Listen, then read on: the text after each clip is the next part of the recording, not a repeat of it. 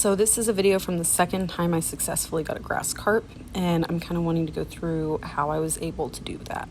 So if you can look kind of in the middle of the screen, right there, you'll see a tail fin or dorsal fin coming up out of the water and going back down.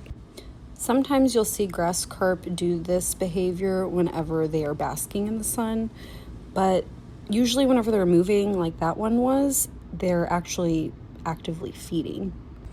This is also one of the best times to sneak up on them because they kind of have their guard down.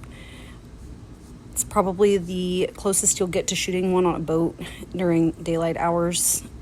But in a kayak, I feel like I certainly have the advantage because I can move through the water very, very still and very, very quietly.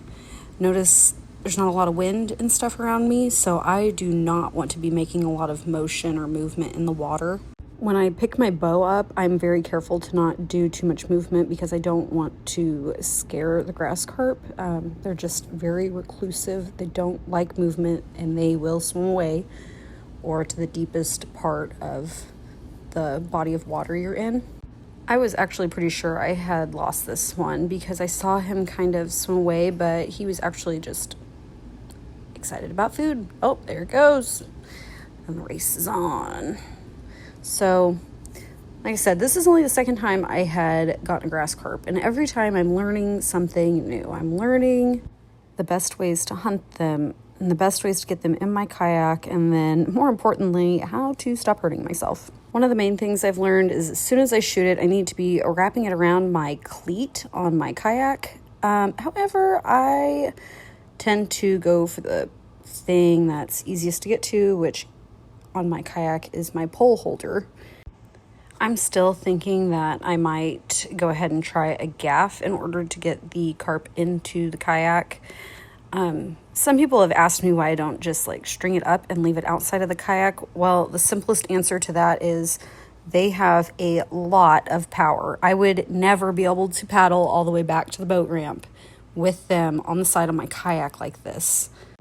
And since they're such large, meaty fish, my arrow does not usually penetrate very much unless I take a really bad shot, like a gut shot or something. So I have to be really careful as I try to pull it out of the water. I can't just pick up my arrow. I'll lose the fish every time. And I had done this thinking it was kind of stupid, but honestly, this seems to be the easiest way. Even though I'm fully aware it does not look like it, but my arrow is barely hanging on. And since my arrow is barely hanging on, my priority is not losing the fish and getting it back into my kayak as quickly as possible. So, as you can see, this picture I took, I am able to see all four prongs. The arrow is just barely through the skin at this point, once it's put up the fight and kind of pulled the arrow back out. Now, as I'm doing the edit for this video, I've killed 5 more grass carp successfully, gotten them in my kayak, no issues. The thing that I have started doing is I kind of let the fish tire themselves out rather than forcing them to get to my kayak immediately. I kind of want them to get a little tired. That way, by the time they get to me, I'm not getting soaking wet and I'm not having to deal with a whole fight. So without ever using the gaff, having experience with that yet, my favorite ways to get them into my kayak are by using my foot or both feet, and also just grabbing them by the gills. If they're really tired, they don't put up much of a fight.